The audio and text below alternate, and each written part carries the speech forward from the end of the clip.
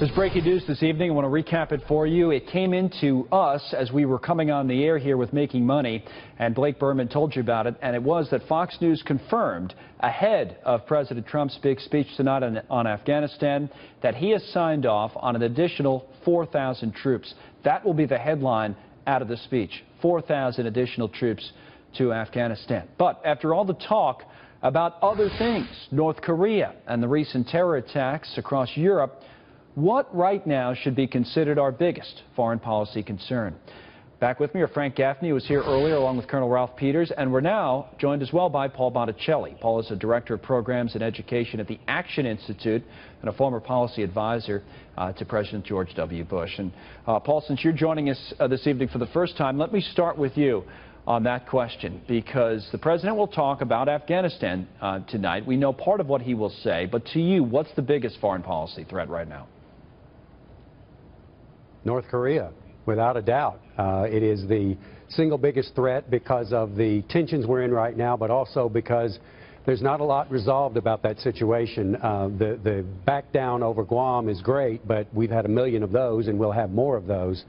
So that's at the top, and then of course Iran is as well, taking a lot of succor and strength from what is happening in our relationship with North Korea. Afghanistan is not the largest problem by any stretch of the imagination, but politically it plays important, which is why I think there's a speech tonight as well. Well, that is the next question, or it is my question, Frank, is that if, as Paul says, the biggest threats to our nation are North Korea and maybe Iran, and all of those come before, if you had to rank them, Afghanistan, why is the address to the nation, where Afghanistan is put at a higher level when the President makes a presidential address to the nation, why is that the choice this evening? Well, I think the forcing function, obviously, is that he's making a decision about putting in troops. The question, as we were discussing earlier, is that, in fact, the most important use of our military personnel at this point? I don't disagree that North Korea is a very serious problem, or that Iran is rapidly emerging as one, really the direct legacy of the Obama bomb deal that was bequeathed to this president.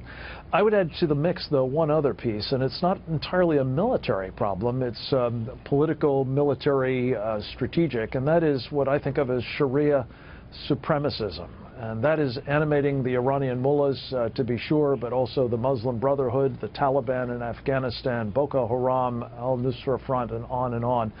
These are the threats that I think this president will be preoccupied with, and our country will be for the foreseeable future, especially if we don't understand the nature of Sharia supremacism and counter it effectively. What do you think, Colonel Peters? The idea, I mean, what's been mentioned, what would you add to that? Well, to me, I take a different view of the world. I mix in the military, strategic, economic. I'm closer to Frank.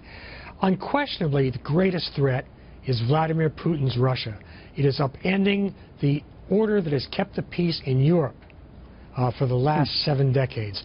The second great threat in the long-term strategic sense is China. There can be no question about it. In the shorter term, yes, North Korea certainly. But my number 3 would actually be related to Frank's. It's the collapse of the civilizations of the Middle East outside of Israel. Right. The utter collapse. And terrorism, as we see it, Islamist terrorism, is an excretion of that dying corpse. And, of course, rounding out the bottom would be Iran, which you do still have to watch. So it is interesting, though. I mean, none of those issues. I mean, it isn't a fair question to ask me. Correct me if you don't think it is. But don't you think it's a fair question? I mean, Paul, you take it that none of those issues, and everybody's brought up their own, and they're all valid. And I would add domestic concerns as well, whether it's a tax reform agenda that we've talked about earlier or whatever it may be. None of those issues were the subject of a presidential address. But tonight, Afghanistan is, Paul.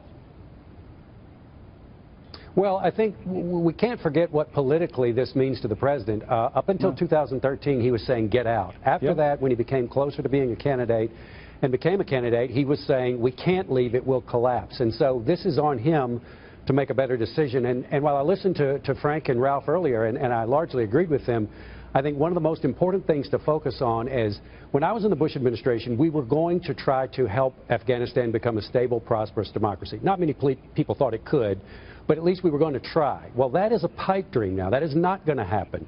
What should happen, and whether it's 4,000 troops or 5,000 or 3,000, whether it includes more contractors, the point is to prop up a government that can help us kill our enemies. They should spend every day worrying that we're about to kill them, or the Afghans are, rather than worrying about how to plot and plan against us. That's what the president is left with. I see Frank nodding along. Yeah. Is that the goal? Is that Frank, because that is important. We didn't talk about that earlier specifically. What's the goal in Afghanistan? That should be important for the speech tonight, Frank. Yeah, look, I think to the extent it's going to be defined, I think that's precisely it, as Paul said. It's just trying to lay low this particular batch of Sharia supremacists so that they can't attack us here at home, again, as they did previously. All right, I got to go right now, but thank you, gentlemen.